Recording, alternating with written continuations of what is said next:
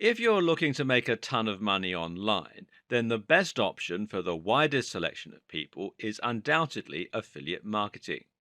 This is the online business model with the lowest barriers to entry. Anyone can learn it and anyone can master it. At the same time, it is potentially one of the most profitable business models you can use online, and certainly much more profitable than blogging for AdSense revenue or similar. And this is a point that advertisers on Facebook often like to labour. Chances are that you'll have seen plenty of adverts for online money making schemes and quote programs. And no doubt, 9 out of 10 times they'll be based around affiliate marketing. You'll know these ads if you see them. They're the ones where people talk to you from their private yacht and tell you how they make a six-figure salary in just a few hours of work each week. Likewise, you'll have probably seen the videos of online billionaires talking about their money-making systems while wearing smart suits in very pimped out offices. They've created a digital empire all on their own using affiliate marketing techniques, and now they're rich and powerful, and you'll probably want to be them. But is this all true? How can you really accomplish all that through affiliate marketing? Is it really that easy, or is there more to it than that? First of all, let's assess the claims about earnings. We don't have to guess at this. During the 2014 Affiliate Summit, over 1,800 affiliate marketers answered a survey describing everything from their methods to their earnings. How much were they bringing in? Well, only 46% earned less than $20,000, while 8% earned $50,000 to $100,000 and 12% earned over $100,000. At the very least, this shows that it's certainly very possible to earn big money. The rest were around the middle, but note that 19% elected not to answer at all. What's also interesting here, though, is the sheer spread of earnings. Affiliate marketing is bringing in from $20,000 to $100,000 and beyond, which you just don't find in traditional careers. So, what's making the big difference here? It's the skill of the individual. As an affiliate marketer, you're self employed and working alone. There's no need to climb the corporate ladder or compete for promotions. You can get to the top overnight if you have the right skills because it's all on you. And in this video series, we'll be looking at the secrets you need to really start earning the big bucks as an affiliate marketer. Perhaps the biggest draw of affiliate marketing is not the money. Instead, for many people, the appeal lies in the fact that this is a completely passive business model. Once you've set everything up, such as your sales funnel, your affiliate network account, and your blog or sales page, you can literally be earning money while you're sleeping or while you're on holiday. But again, this can get twisted. This lifestyle is what you can achieve once you're at the top of your game as an affiliate marketer. It doesn't come overnight. In fact, affiliate marketing is likely to initially involve a lot of work.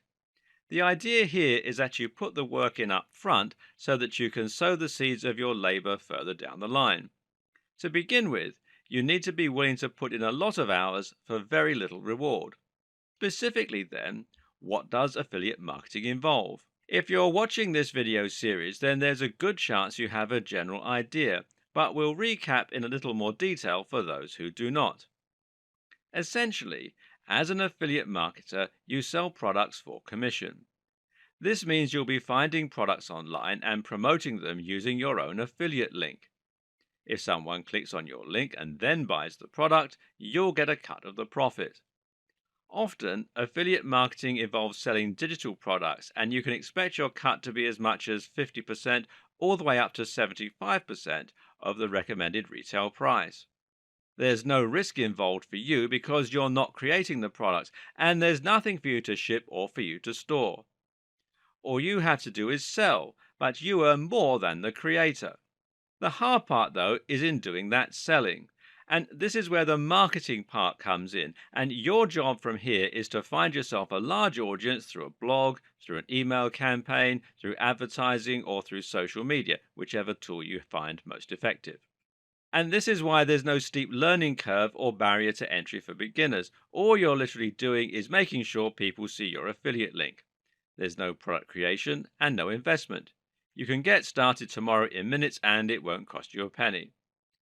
If you're a big blogger and you already have an audience of 10,000 readers a day, then you're going to find this very easy. All you need to do is put some very persuasive text on your website, along with the link, and you'll start driving traffic.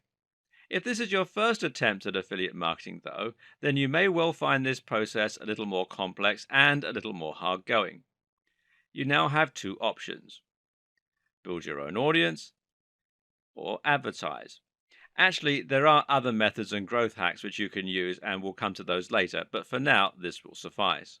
If you're going to use the route of paid marketing, that means you're probably going to be using PPC. This is pay per click and basically means that you pay for every person who clicks on an ad and gets sent to your site. The more you pay, the more visitors you get. If you design your site well and can really convince people to buy your products, then you should be able to convert a predictable amount of visitors into buyers. This in turn means that you can work out your precise ROI. So if you pay a certain amount per visitor and N percentage of those visitors earn you X amount of money, you can tell whether or not your strategy is profitable. The amount you pay per click will depend on the amount of competition available for your ad. PPC ads work on a bidding system whereby the advertiser offering the most per click is the advertiser whose ad is most likely to show. Meanwhile, even if your website is very effective at convincing people to buy, you'll still only get between a half and 10% of visitors converting, and more often you'll be at the bottom end of that spectrum. So you'll need your ad to be seen by about 1,000 to 2,000 people in order for you to get a single sale, which means you'll be paying a relatively high amount for your ad to be seen 10,000 to 20,000 times for about 100 sales. This is a formula that takes a lot of adjusting, and you can expect to lose a certain amount of money before you get it right. With a good setup, you can expect to spend $600 a day on PPC and make about $200 profit. That's quite a big risk when you're first starting out, and for the first few months, you'll probably be operating at a loss until you learn the right keywords to target, the right products to sell, the right sales pitch, and so on. If you don't have that kind of money to play around with, then your only other option is to build your audience naturally over time. That means creating a blog and then using it to promote yourself through social media to build up a mailing list full of subscribers. Again, you can't expect your conversion rate to be all that high, and you're going to need about 10,000 views daily to make even close to a full-time living. Getting to this point is slow going. You can expect it to take at least a year before you're on 600 visitors a day, and while you accumulate exponential growth at this point, it'll still likely be a few years before you're at 10,000. Oh, and at this point, affiliate marketing is anything but passive. At this stage, you'll be investing huge amounts of time into writing compelling blog that people will want to follow, emailing your subscribers, and managing advertising campaigns. It is very much possible to be highly successful at affiliate marketing. You definitely can earn hundreds of thousands from it, and once you're all set up, the money will come in while you sleep. But it also requires a big upfront investment of time and or money, along with the right know-how and strategy. If it didn't, then everyone would be rich, no one would work for an employer, and the economy would have collapsed. So it's a good thing, really. That last video wasn't intended to depress you, and hopefully you haven't turned off the computer and abandoned all hope at this point. This is simply a reality check. All it means is that you need to set out with not only the right approach, but also the right expectations. Don't go into affiliate marketing thinking you'll be a millionaire overnight, because you'll only be sorely disappointed, and this will lead to your giving up. Instead, understand that this is a slow process and that to begin with, it's not going to be your sole income. The way you can get around this is to make affiliate marketing into a kind of a hobby on top of your regular job. Or you can set up some different alternate online business model in order to earn money that you need to invest into affiliate marketing and in order to find the time necessary to be working on it. Now, this might seem like a lot of work, but if you can find the time in the evening to upload 3 articles per week and do a little bit of marketing, you should be able to make some steady progress. If you can invest 3 hours a week, this will likely be enough. And while you won't be rich, the rewards for this will still be impressive. Now, let's say you start making one sale a week at $40 profit. You're not paying for advertising, but rather building your blog organically. This now means you're making an additional $160 per month. That in turn is an impressive $1,920 on top of your regular salary. In other words, it's easily enough to enjoy a free holiday or to buy yourself a nice computer and some new clothes. This will accelerate pretty fast, earning you $3,000 or $4,000 over the year. Even if you never progress beyond this point, you've now massively increased your annual salary and can now live a completely different lifestyle.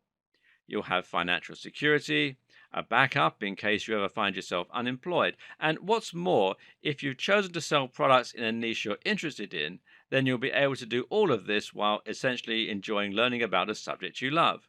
As you build a big audience, you'll find it's highly rewarding becoming an authority in that area and having fan mail and a huge captive audience. Keep it up, and eventually you can start earning millions while you sleep. Just make sure that this isn't your initial goal. Initially, your goal should be to earn some nice supplementary income. This might sound trivial, but really it isn't. Starting out with the right expectations and intentions will be the difference between giving up and enjoying a great career ahead that eventually sets you free. That is the first and most important secret to affiliate marketing. But the rest are going to help you accelerate your progress with growth hacks and other techniques. This way, you won't have to wait all that long until you start making the progress that you deserve and that likely attracted you to affiliate marketing to begin with. We've seen how affiliate marketing works, but what we haven't addressed yet is the precise mechanics and how understanding this can help you be more effective at your job. What happens, for example, when someone clicks on one of your affiliate links? The answer is cookies. No, not those kind of cookies.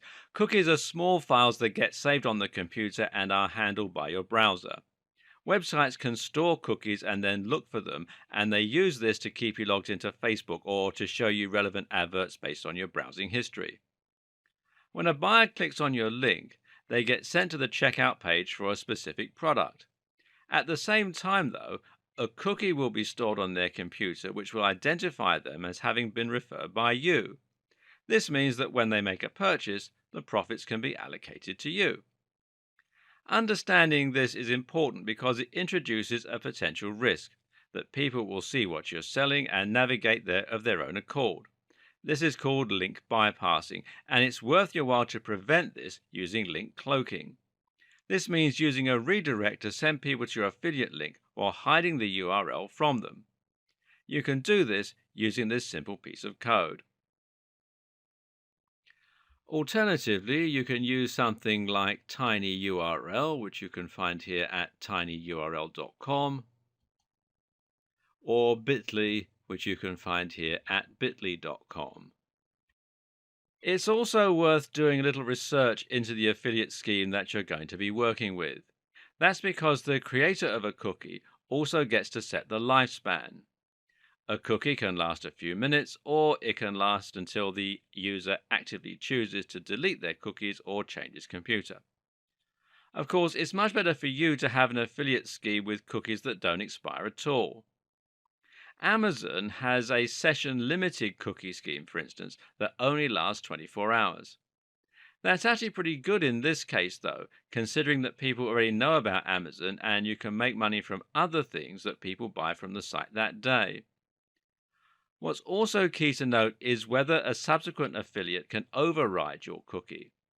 This becomes relevant if someone should click on your affiliate link, not make a purchase, then click someone else's affiliate link and buy.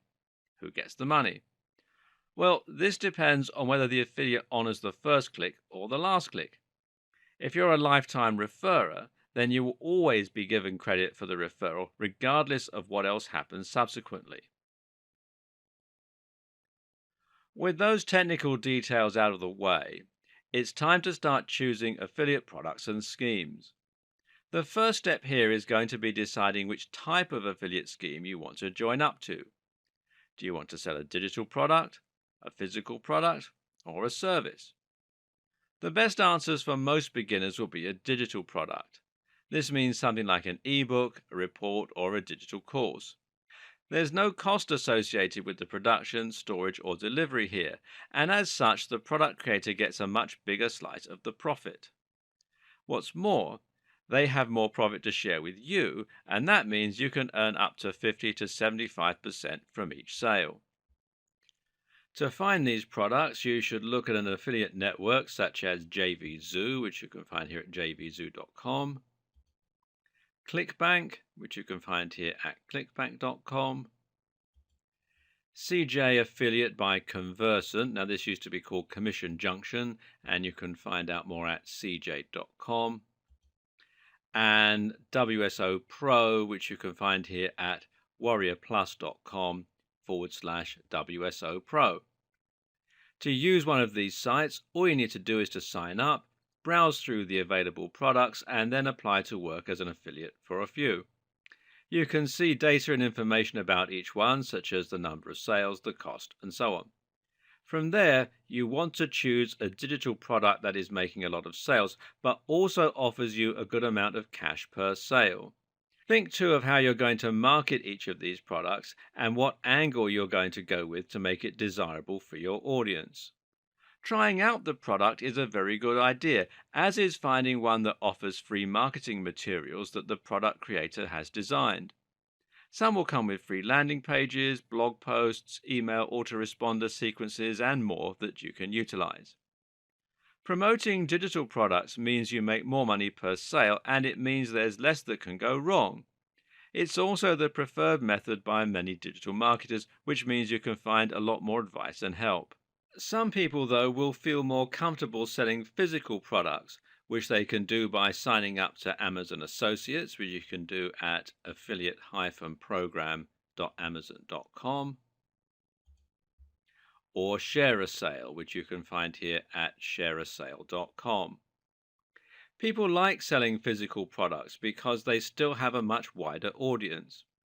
It's a certain type of person who's willing to spend $50 on an ebook, and anyone who is a technophobe, who wants something physical, or who is savvy enough to know they can get most information for free won't be interested. On the other hand, we all spend money on physical items. This means you have a much larger potential audience.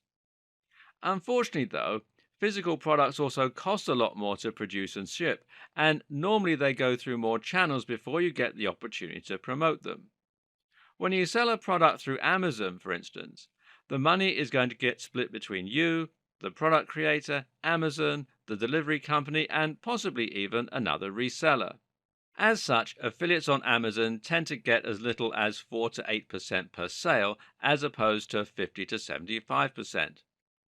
The products will also be cheaper and less geared towards getting digital sales. Why would someone click your link to buy a computer when they can just go to their local technology store? These are the considerations you'll need to take into account when you start trying to sell physical products rather than digital ones. Of course, there's nothing to stop you from selling both types of products, though then you do risk cannibalizing your own sales.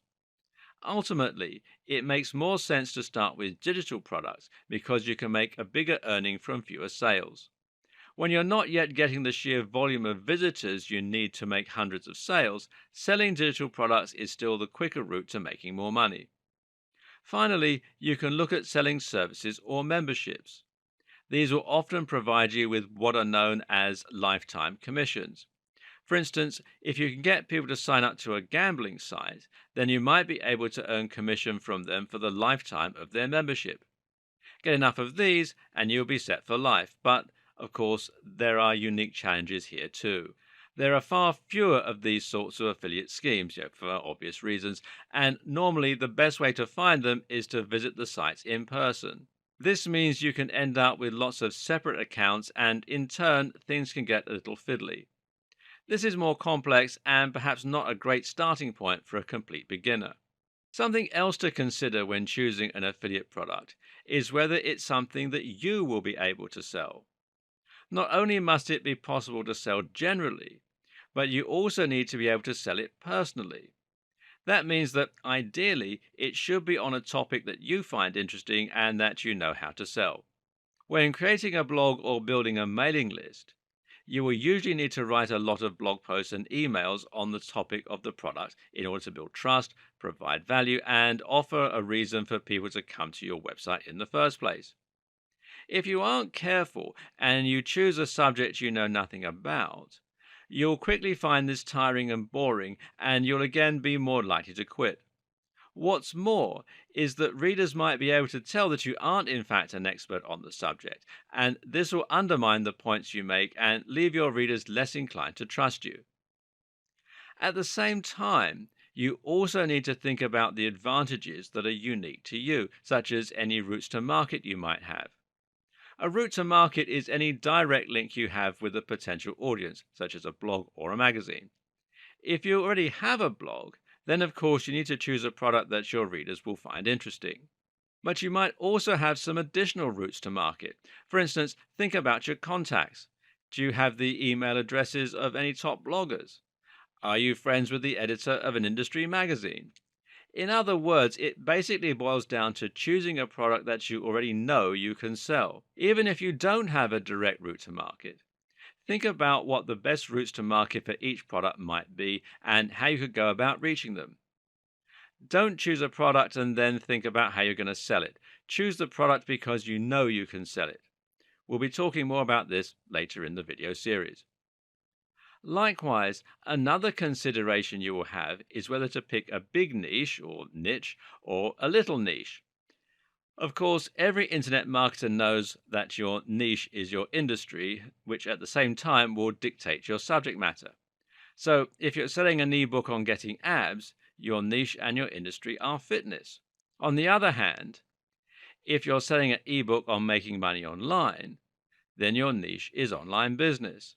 Making money online is actually the biggest niche you'll find when it comes to digital products with affiliate schemes. In fact, Warrior Plus is entirely dedicated to digital marketing products.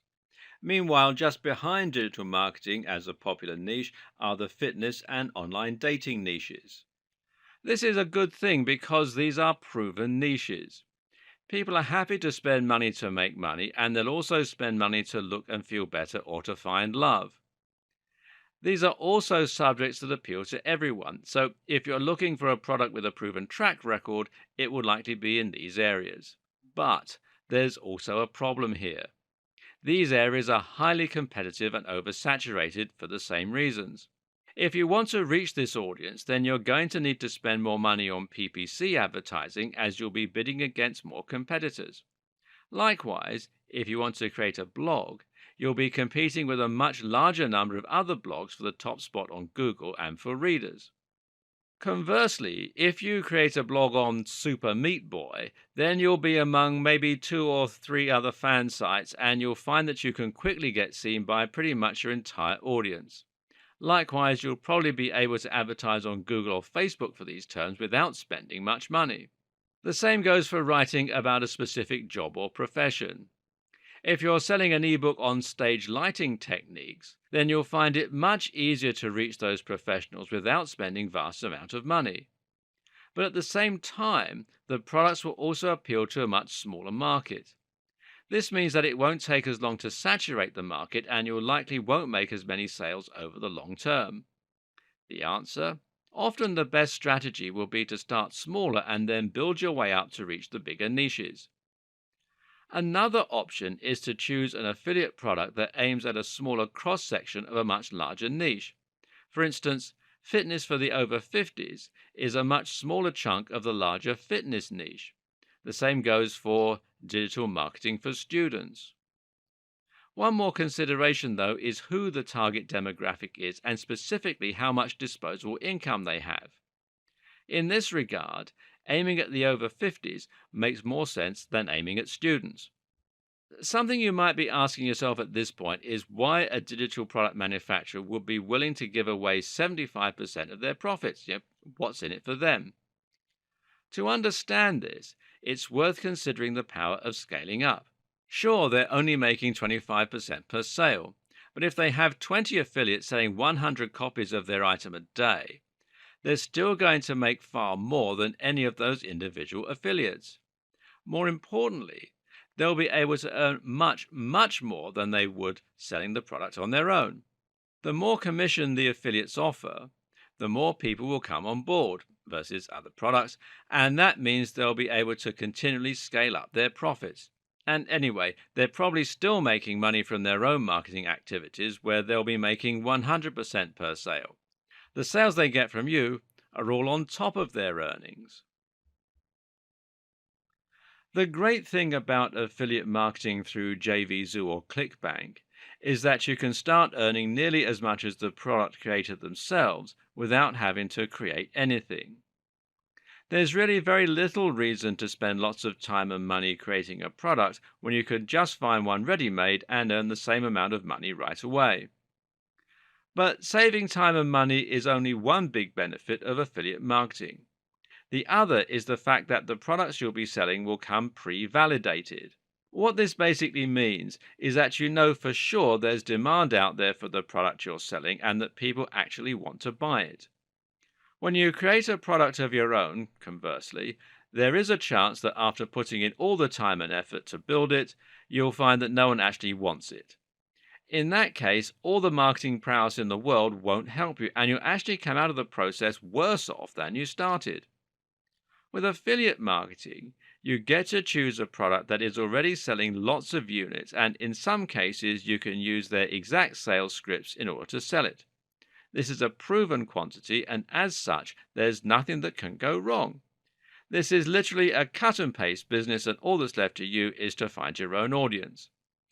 Unfortunately, many affiliate marketers don't realize this, and they instead want to get clever with creating their own business strategy.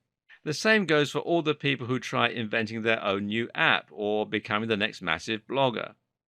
That's all well and good, but 9 times out of 10, they will fail. If you're really serious about earning money, you don't need to reinvent the wheel. Just find what you know works and then use that exact business model to earn some money yourself. This is the smartest way to start making lots of money as an affiliate. Find what works and then go with it. Don't try to be clever. Once you've had some initial success and earned some cash, then you can look at creating your own product or changing the world. For now, settle for earning money in a tried and tested manner, quickly and efficiently. Once you find the right product and you begin making some money from it, you can continue this repeat what works strategy in a very simple manner by repeating it. In other words, if you are making money from a certain digital product in a certain niche, then why not just completely mimic that model and start selling 2 different digital products? That way, you can quickly double your income as well as giving yourself a backup and a more secure model as a result. Alternatively, you can just start spending more on your PPC ad campaign to drive more traffic. Build mini business models and monitor your conversion rate, and only once you've proven that they make ROI, start spending more money on them to multiply your earnings. There will be some cases where you can find digital products that are selling very well and actually provide you with their sales page and even the emails they use. If you can find such a product, then go for it, especially if they share their conversion rate. This removes variables from your process, allowing you to fine-tune your business model all the more quickly. But that said, not all digital products will provide these materials, meaning sometimes you'll still need to create your own sales page and email sequence. Likewise, there will be times when you see ways to improve the sales page you've received. That's where this video comes in, making things sell. By the end of it, you should know how to take your conversions from a measly 1% and boost them to a highly profitable 10%. The first question is, what is a sales page? The answer is that a sales page is an entire page on a website that is completely dedicated to selling one product. This means there will be no external links to other pages and no other products being promoted. The entire page is designed to draw people to the Buy Now button and to convince them that they should, in fact, buy. Chances are that you will have visited sales pages in the past and you'll know them through their design. These pages are generally vertical and have a very thin passage of text that encourages a lot of scrolling. Now, this is no accident. The act of scrolling down the page makes visitors feel as though they're becoming more committed to the product, and the further they scroll, the less they will normally want to come away empty handed. It feels like a waste. There will be no navigation and no links to other pages for precisely the reason that they distract away from the Buy Now option. Finally, these pages are often designed to be either bright red or orange around the edges, and there's a reason for this too. Red and orange are colors that actually cause the heart rate to increase and makes us feel uncomfortable. These colors make us want to act quickly, to leave or to buy, which makes us more impulsive. If you think of fast food restaurants, you'll find that often these are red or orange in terms of their interior design too. The reason is similar. They want to increase turnover and get people out of the store more quickly. That way, they can serve more customers and make more money. Finally, there is one more thing to consider when creating your landing page, and that is trust and barriers to sale. When someone lands on your website and sees that you're selling a product, they will often be very suspicious of you and worried that it's a scam. People still don't like handing over their details online, and so if they think your sales page looks dodgy, they'll often just leave. Your job is to make it as simple for them to buy as possible and to make them trust in the system that you've set up to enable that. This is one of the big advantages to selling products via Amazon Associates. Here, your checkout page is Amazon itself, which makes the buyers much more likely to trust that their details aren't going to get stolen.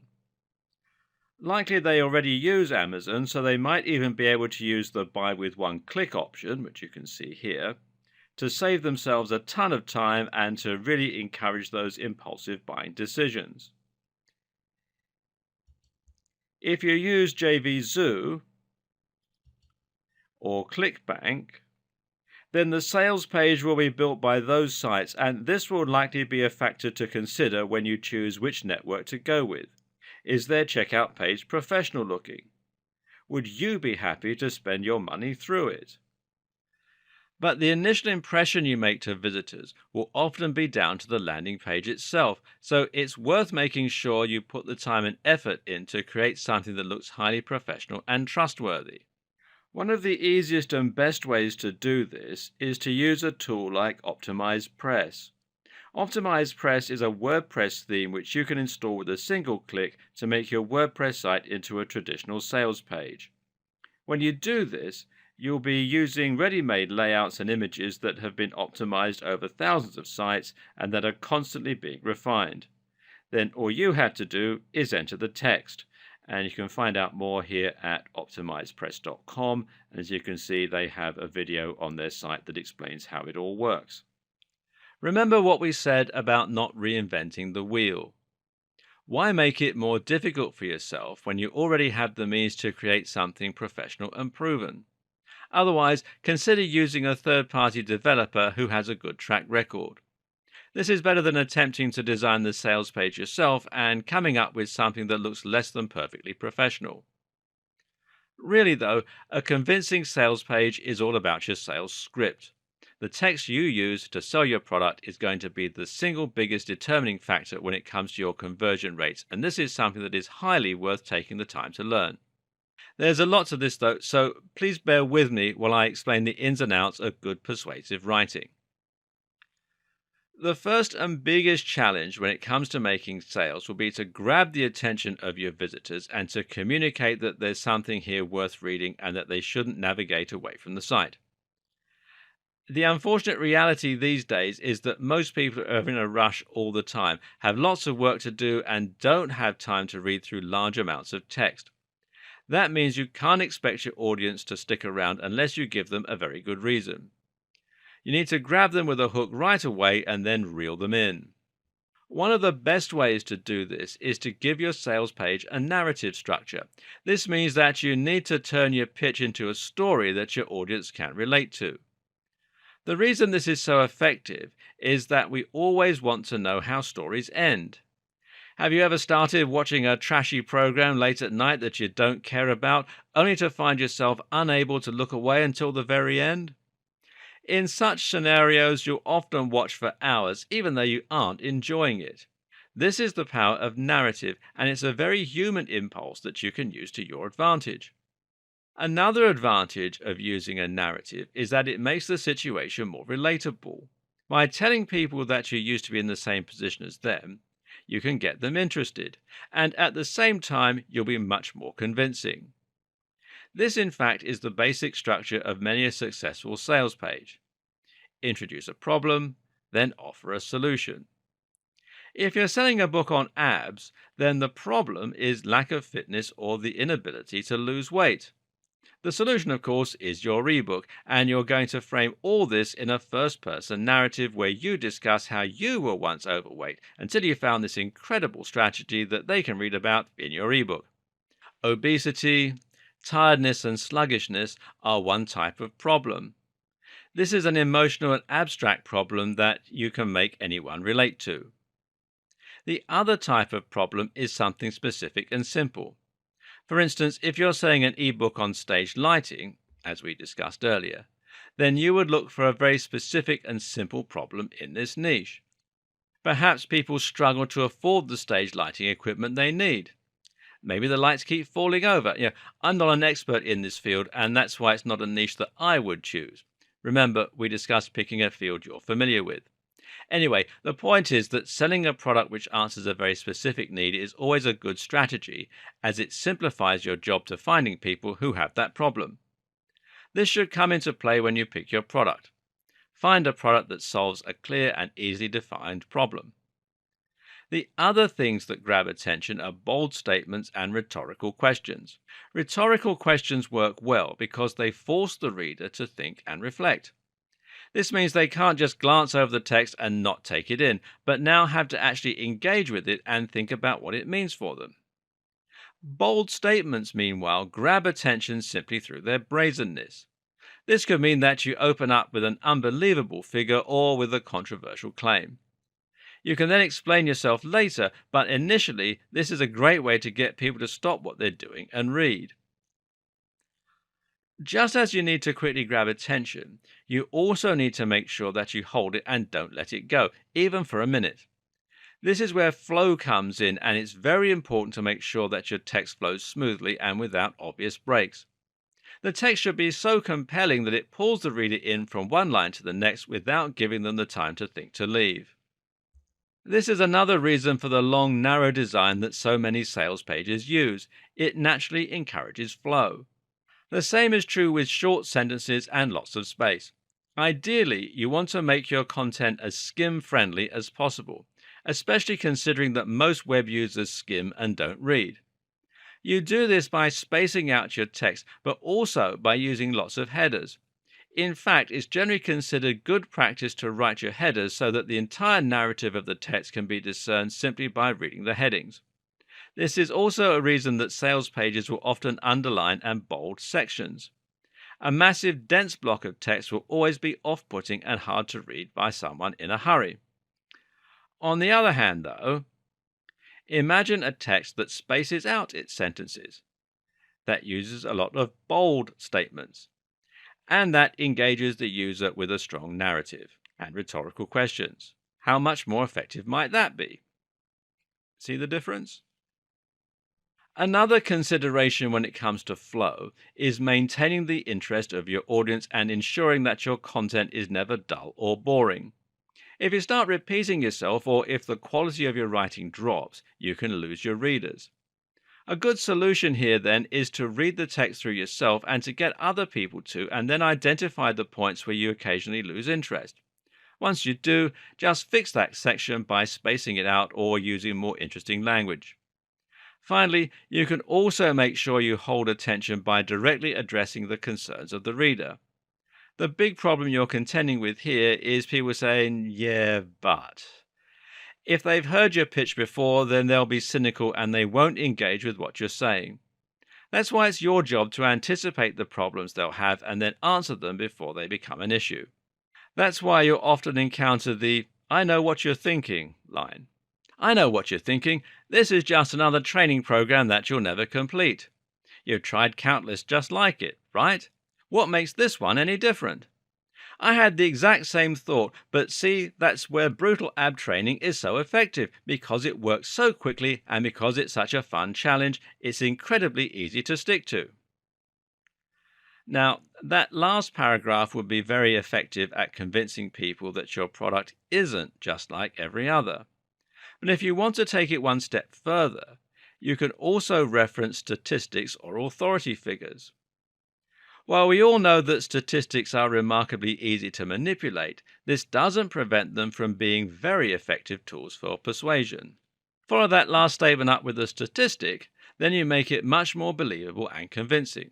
For instance, because this works so quickly and because it's such a fun challenge, it's incredibly easy to stick to. Maybe that's why the program has a success rate of 95% over 3,000 users. Equally effective would be to quote an authority in your field, as this can similarly lend weight and credence to your statements. Even just quoting a user can be effective, especially as social influence plays such a big role in decision making. If you have quotes from a bunch of people singing the praises of your program, then it not only makes the program sound effective, it also makes it sound like something that's new and exciting that everyone is trying. In turn, that greatly increases the desirability associated with it. Most important of all, though, when it comes to your sales page, is to keep in mind your value proposition. A value proposition is essentially the thing that you're promising to do for your buyer via the product. This is what gives the product its value.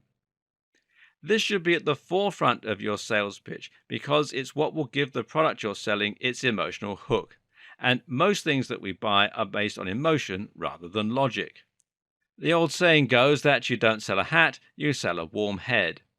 It's much easier to sell a warm head because a cold head is a problem, and a warm head is something that will make people happier and make people comfier. Likewise, if you're selling an ebook on fitness, then you aren't selling a book. Instead, you're selling fitness, you're selling confidence, and you're selling a better love life. These are all valuable things that having abs provides you with. Selling a book on making money online? Then you're really selling financial freedom and freedom from debt or money problems. This is incredibly important as it ultimately is what's going to get your readers to really want your products rather than just being interested. This creates the emotion that will lead to the snap decision to buy, as long as you've made your sales page look professional and you've provided lots of opportunities for people to click your call to action button. When you get people reading your sales page, you're really trying to stir up a nice little neurochemical cocktail in their brain. You want to get them to focus with your bold statements, your narrative structure, and the problem you've outlined that needs to be solved. You've then focused on the value proposition and you've got them imagining what life would be like with those abs or with all that money. This then creates a real sense of desire and makes the reader feel as though they must have the item you're promoting.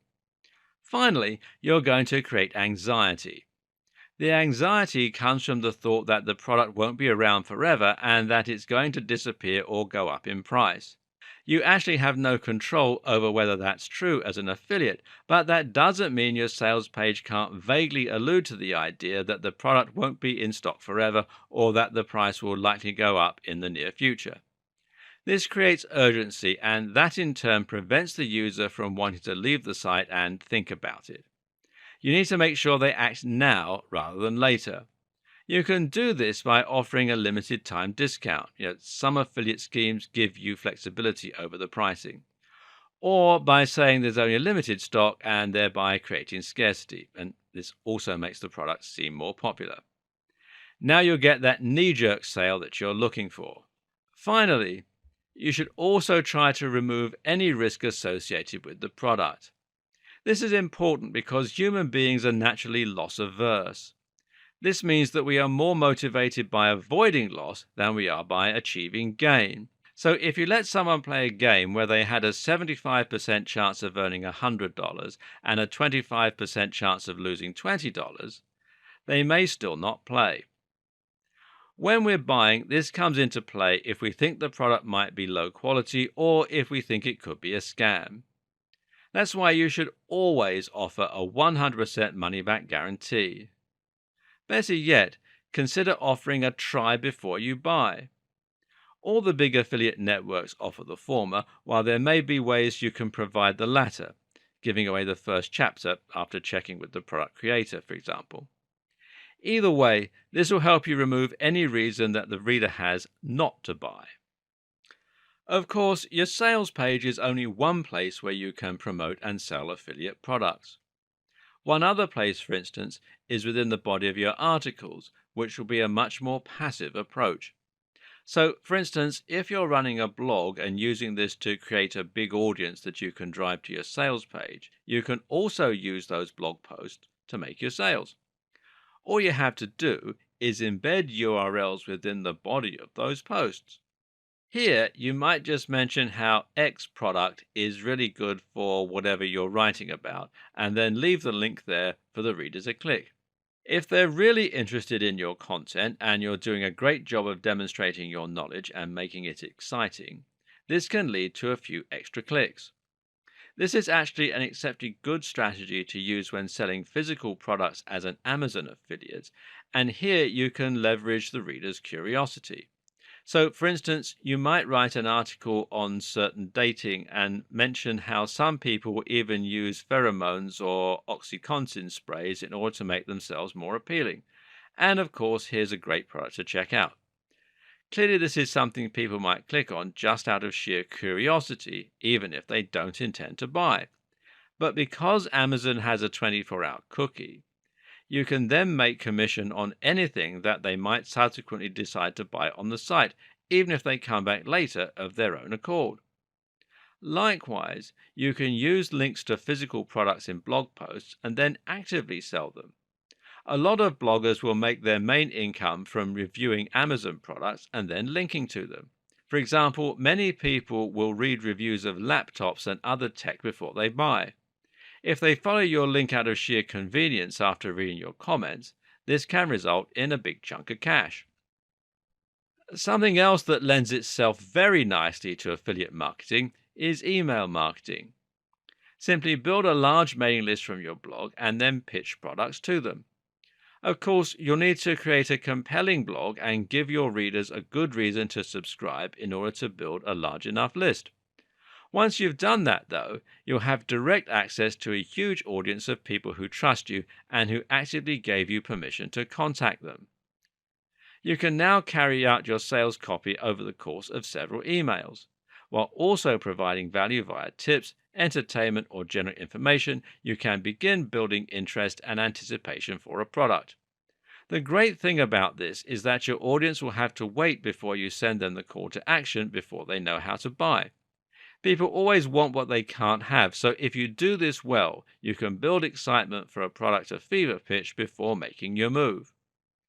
Believe it or not, you can even use affiliate marketing in person. Alternatively, you can do it by posting flyers, just as you might do if you were selling a product or service on a commission as an employee. Here you just need a simple URL that people can type into their browser. Now, this could be achieved using link cloaking or using a sales page of your own creation. From there, you can then add the link to the flyer and hand it out to people in the street, post it through people's doors, and so on. You can even do a pitch in person to explain why the product is so good. This strategy works particularly well for lifetime membership programs. For instance, if you can find a bingo site with an affiliate program, print off some flyers and then hand them out in an area with a large elderly population, you can quickly get some people to sign up who will subsequently earn you an income for the entire time that they're members. Notice how different strategies work better for different types of product and for different demographics? Once again, the key here is to have synergy between your product selection, your own blog, and your routes to market. Think of everything before committing to your chosen first product. As I mentioned in the last video, there's a good chance that whoever you are, you will have at least one good route to market. Often it's just a matter of thinking hard enough. In fact, you might have several routes to market staring you right in the face, routes you might not have thought about until now. For example, it might be your friends. Now, let's say you're marketing to the gardening niche and that you know someone who runs a magazine on gardening with a readership of 5,000. This is a fantastically easy route to market for you, especially as there's probably a website with a forum involved too. Just ask nicely and see if they will cover your story. They should say yes, as this is a win win situation for you both. They get content and you get exposure. Another example might be your old college paper. If you're alumni from a university with a particularly big fashion department, then this could be the perfect place to sell your ebook on getting into the fashion industry. Essentially, this is a form of influencer marketing, with the only difference being that you're aiming for an influencer you already know versus desperately trying to find one. Plan B: try desperately to find one. Another great way to accomplish the same thing as I've just mentioned is to simply find an influencer that you can work with and then simply reach out to them. You can either pay them to give you a shout out or you can do something in return as a favor. A great example is to write a guest post for a blog. This is a strategy commonly used to build links to a website, but it can actually be just as effective when it's used as a way to get direct sales. Find a blog that accepts contributions from other writers, then offer to write them an article for free that they can publish on their site in exchange for including a link to your website, which is just a landing page with your affiliate product. If you can get on a blog with hundreds of thousands of people reading, then you can potentially get your links seen by thousands overnight, which could be enough to fix you up for life. Yes, sometimes it really does come down to that one link and that one key site. So, how do you reach these big influencers who are leading your niche? There are two strategies that actually work. The first one is to interact with them in person. Go to networking events or even hire their services. Either way, create an actual relationship in person. And the second is to build your way up. Don't approach Tony Robbins when you only have a readership of one. Instead, aim for someone much smaller and then gradually look for bigger and bigger affiliates. This way, you should always be on the level with the person you're asking for help, which means there's much more likely to be something in it for them as well as for you. It also means that you're less likely to get laughed out of their inbox. The strategies we talked about in the last video are what's known in the industry as growth hacks. That is to say, they're techniques you can use to quickly increase your exposure to a much wider audience rather than to grow slowly using the normal trajectory. More often, though, you'll find yourself taking a more straightforward approach of gradually rising through the ranks via SEO, that's search engine optimization, social media, and content marketing. The key here is content marketing. Content marketing means simply creating lots of value on your website by writing high quality blog posts, articles, and features. The objective here is to give people a reason to visit your site, and content is the main reason we visit any website on the net. At the same time, though, your content is what's going to demonstrate your knowledge and your know how. You can use this in order to build trust and authority such that any products you recommend will be more likely to be taken seriously by your audience. This is also what will encourage people to sign up to your mailing list and make other affiliate marketers want to work with you. Generally, this is what will help you go from 0 viewers a day to 10,000 viewers a day.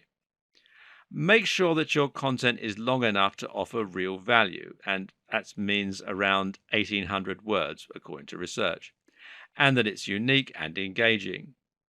You can't write articles that are derivative and old hat and expect people to rush to subscribe to your mailing list. Another tip is to make sure that you're putting in the time and effort to create as much content as possible.